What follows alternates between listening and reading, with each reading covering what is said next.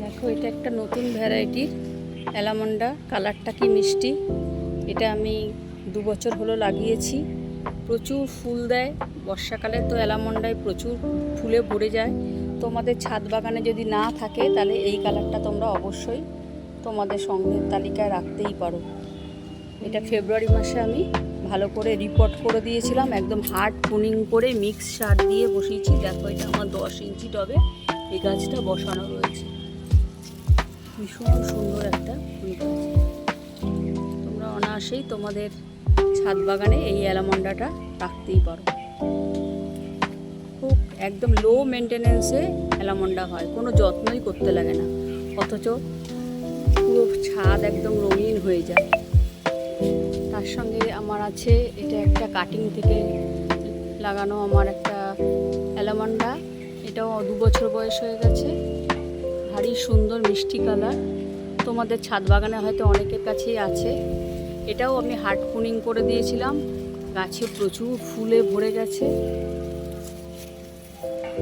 দেখো, প্রচুর ফুল, প্রচুর কুড়ি। গাছ একদম সব সময় ফুলে ভরে থাকে। এটারও আমি হার্ড পুনিং করে মিক্স সার দিয়ে দিয়েছি। খুব সুন্দর গাছটা হয়েছে আমার, একদম ঝোপালো গাছ হয়ে যায়।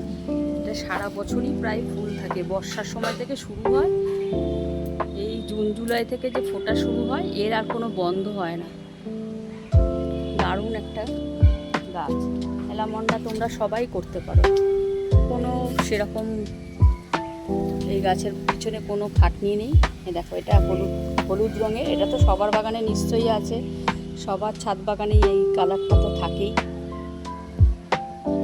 এটা আর আলাদা করে কিন্তু গাছের সুন্দর চেহারা করার জন্য আমি এটাকেও ফেব্রুয়ারি মাসে হার্ড পুনিং করে দিয়েছি, দিয়ে মিক্স সার দিয়েছি। গাছে প্রচুর প্রচুর ফুল পেতে আর গাছের চেহারা ভালো রাখার জন্য হার্ড পুনিং করতেই হবে, আর সাথে প্রতি মাসেই আমি মিক্স সারটা ব্যবহার করি। কত সুন্দর ফুল ফুটেছে!